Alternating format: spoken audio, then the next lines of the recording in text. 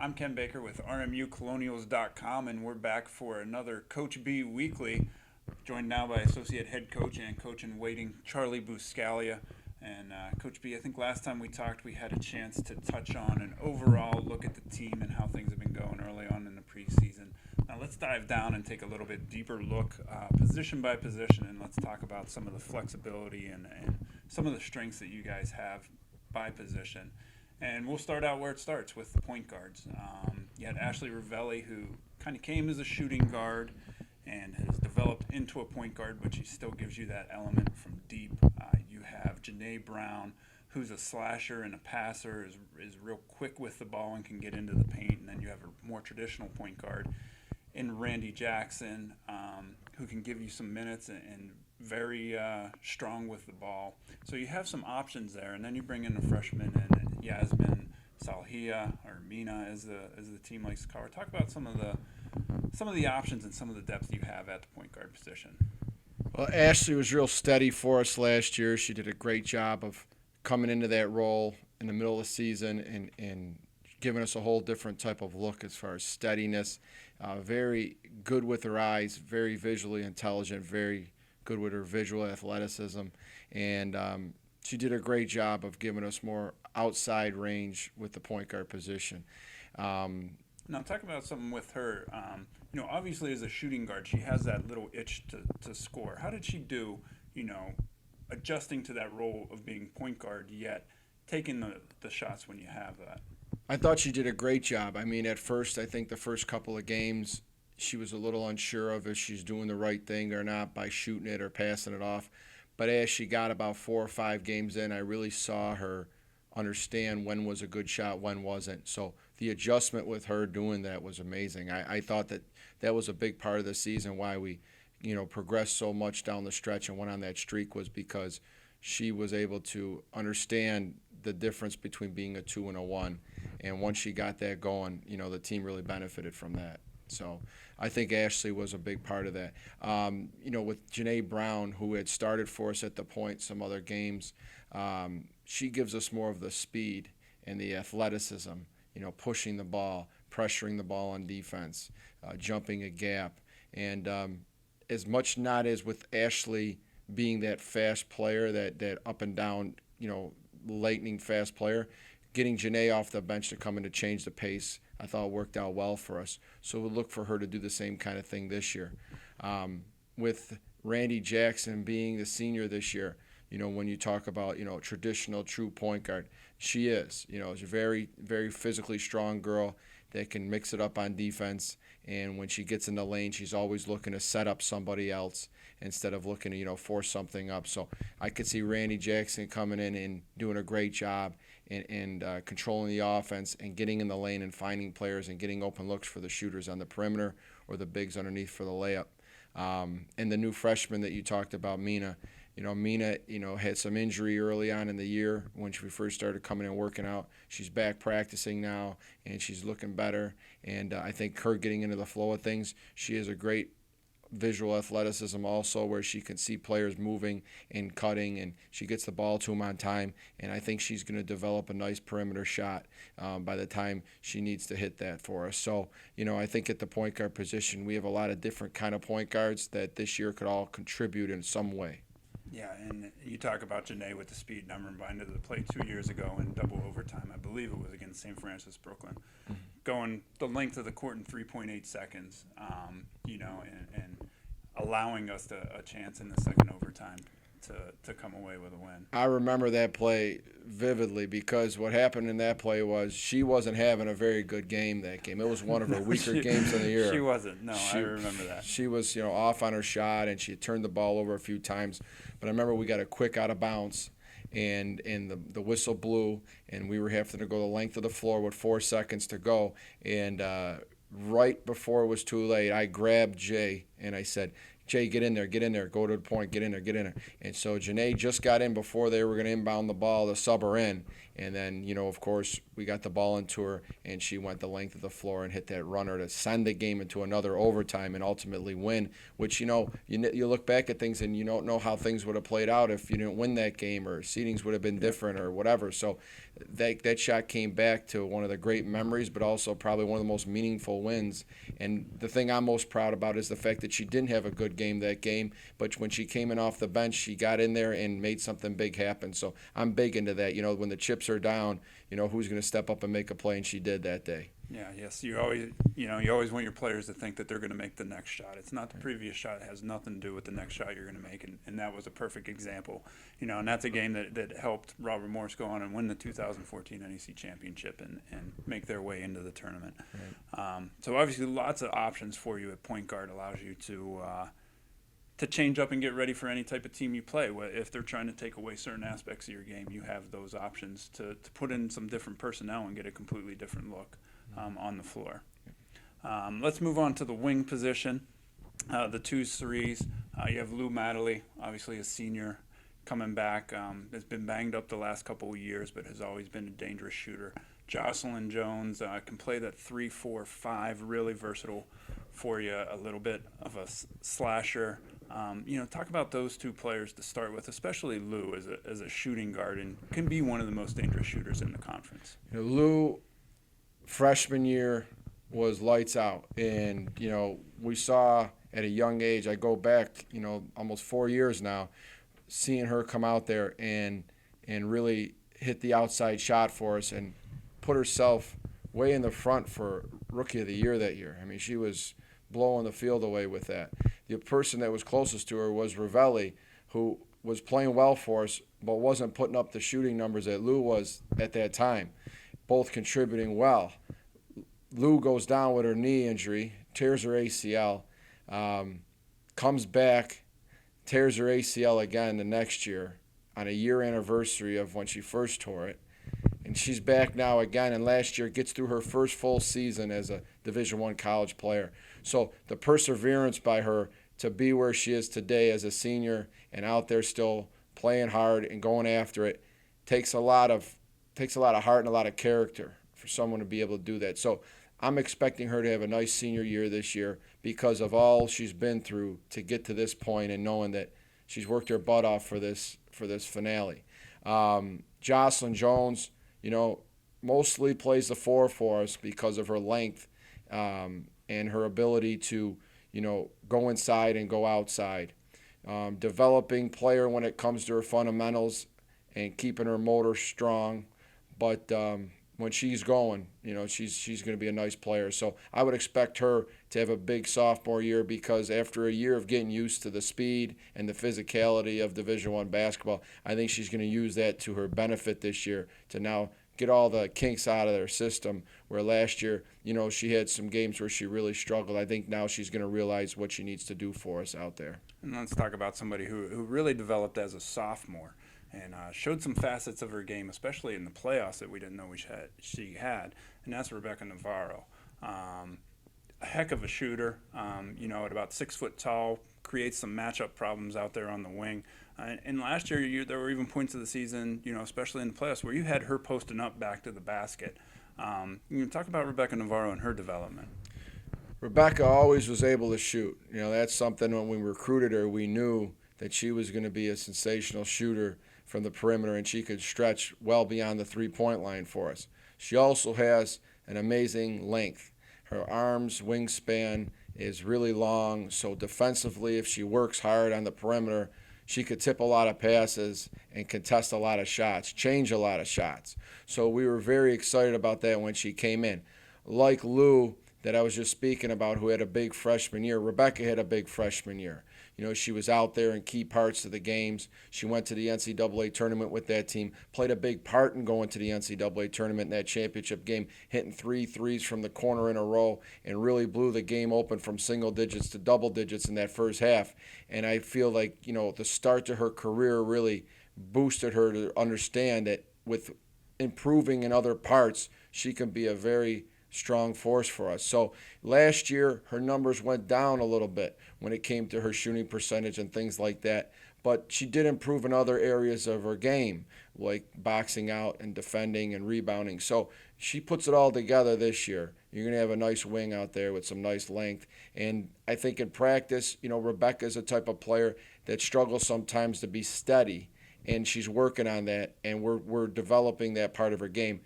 We want steadiness and consistency. She knows that now, so I expect her to do it. And then another returner who we talked a little bit about before we got on camera, who can be a very dynamic player, has a lot of skill, and that's sophomore Shakeema Dashiell. Kima is a very physically strong guard. When we recruited her, you would see her bring the ball down the middle of the floor and push it real well and throw zip passes left, right, and she's got a very good knowledge of how to find people in the open floor. We just got to get her in the open floor more, and she's got to make sure that when she gets into the quarter court setting, especially on defense, that she stays active and she works hard because she has the ability to do it. It's just that coming from high school, the transformation from that level to this level, she took some time to understand that, you can't relax when you're off the ball. You can't relax when you're on the ball. These are all Division I players now, and they're gonna find the weak link in the defense who's now working hard. And her work ethic on defense has grown a lot in a year. So I would expect her this season to have a much better year and be able to contribute a little bit more when it comes to the minutes. Although getting in a lot of games last year, she was limited to a certain amount of time. This year we're looking for her to be able to go out there and her motor to be able to take her further than just a couple minutes. And now we're going to get into your freshmen. Two unknown quantities, but highly recruited players in Nia Adams and Caitlin Roche. Where's their skill set leave them right now, and how do you hope that they develop as freshmen?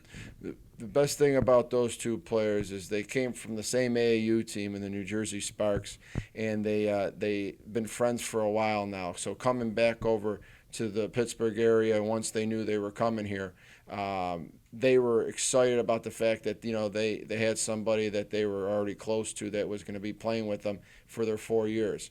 And the interesting about those two is they're different players.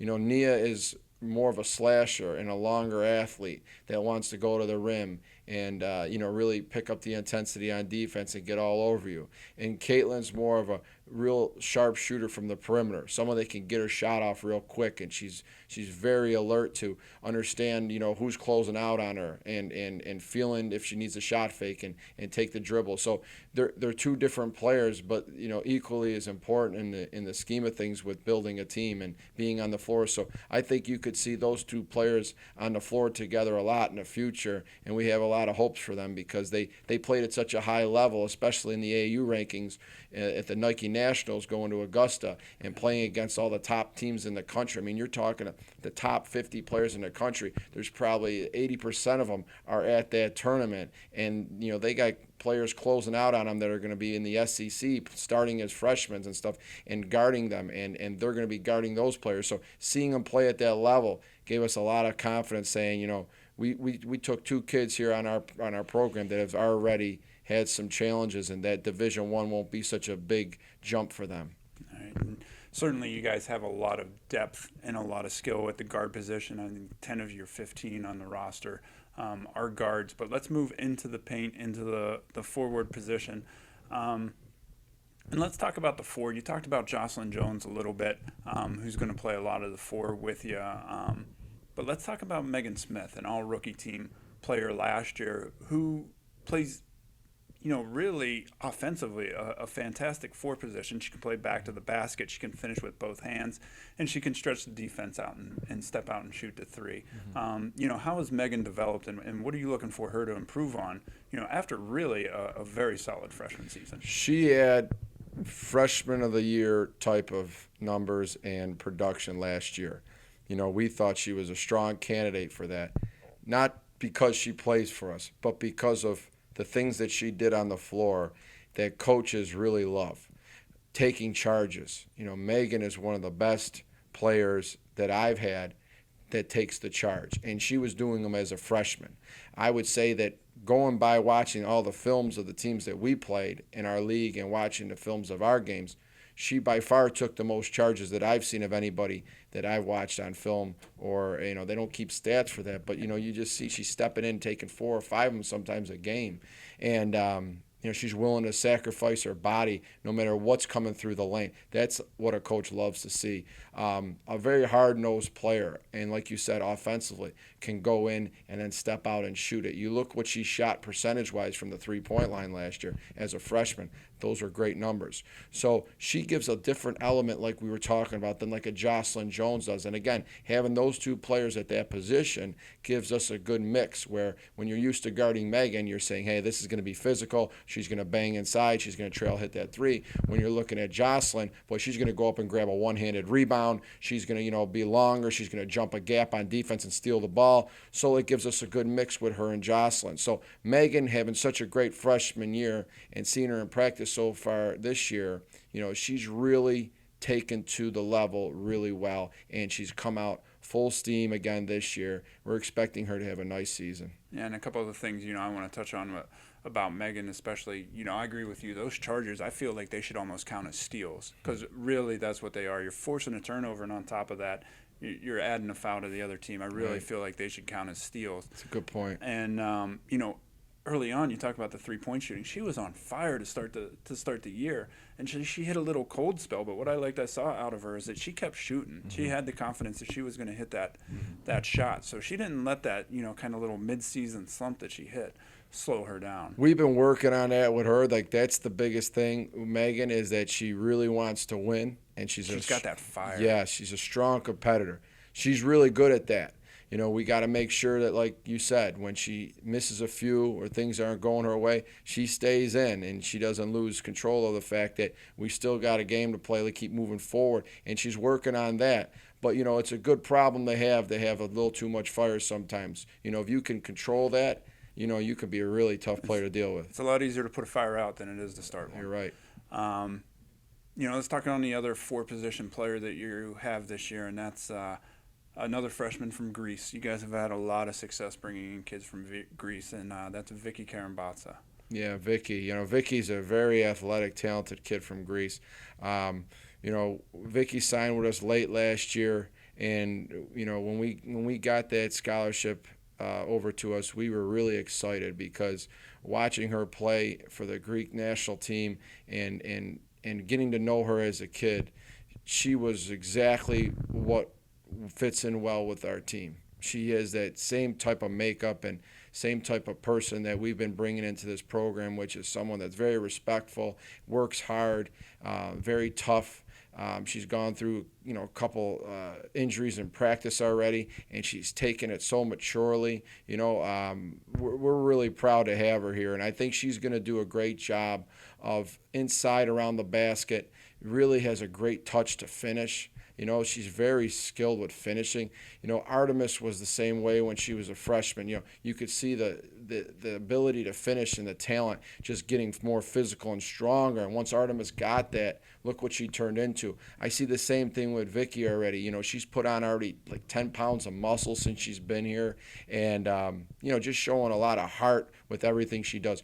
I was telling the team the other day in the theater, I was saying, guys, we can go out there and we could talk to you about all things we got to fix, but we can't fix your heart. If you don't want to go out there and work hard and go after it, I can't teach you that. All you can do is get it out of yourself and make a decision that you're going to be that way. And Vicky's shown that right from the beginning that she has one of those, and that's why I'm confident she'll do really well for us in the future and maybe even this year. All right, and one position left to go. That's the 5 spot, the traditional center spot.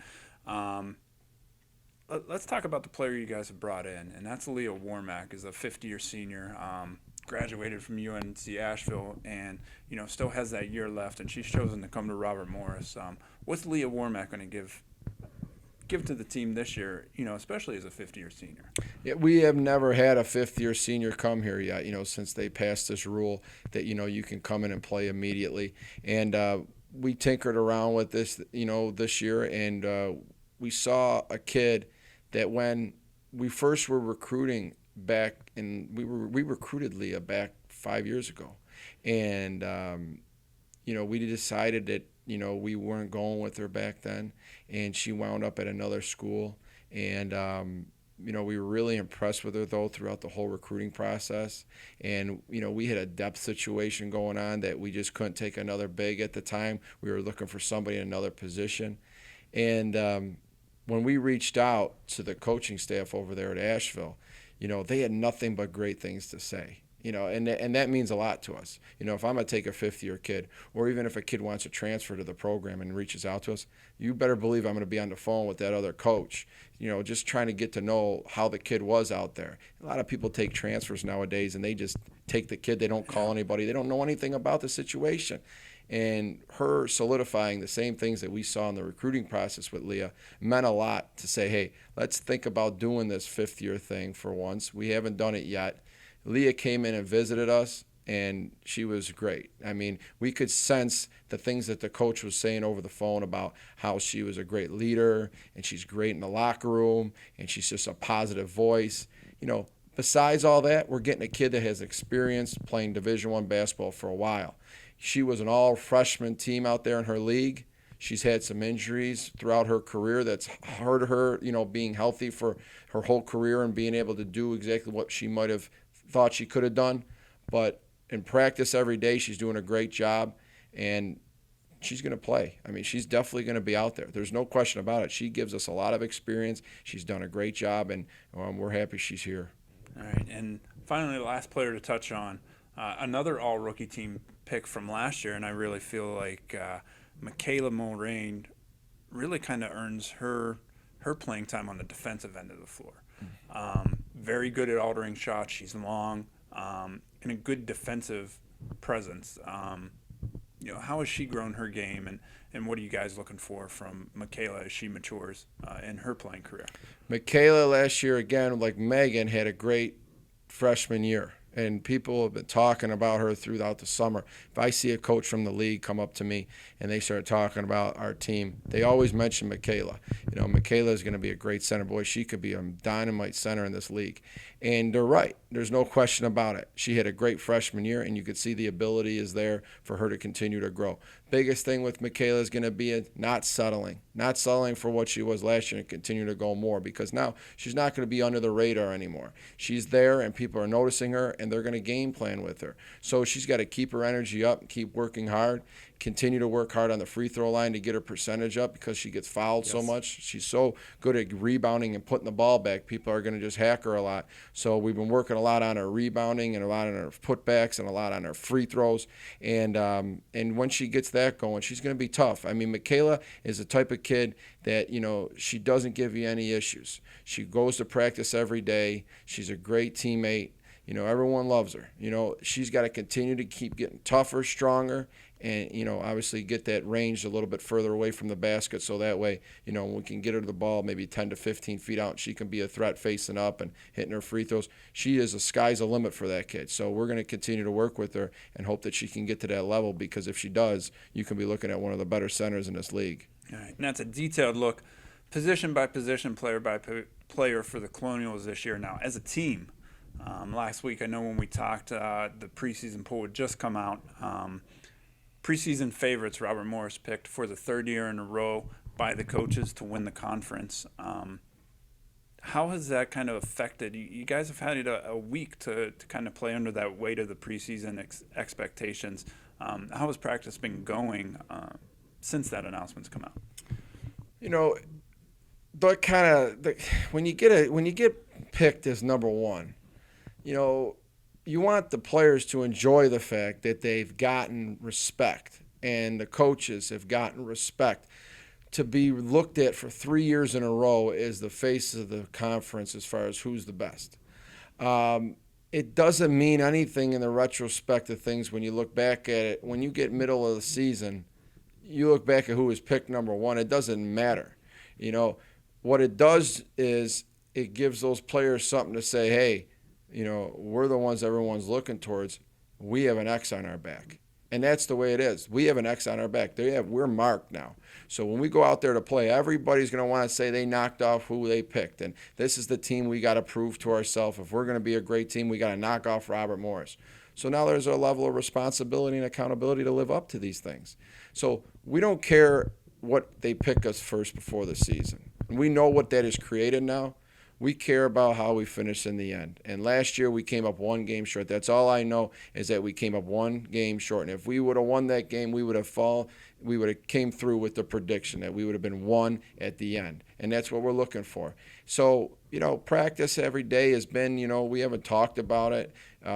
We haven't focused on the fact that we're number one or, we got to watch out. We talked about it when it first happened, and practice every day. I thought we've had more good practices than we've had bad practices, and now we're striving to have no bad practices. We're striving to keep it moving every day and keep focused and keep hungry. And I think that once we get to that first game of the season, we'll see what we're made of at that point, and then we'll have to adjust if we need to.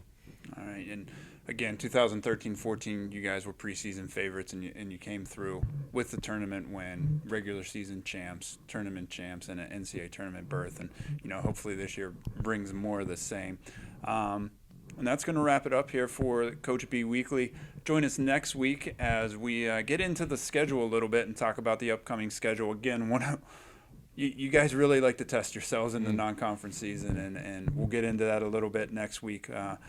But Coach B, thank you for your time. For RMUcolonials.com and Associate Head Coach Charlie Biscaglia, I'm Ken Baker.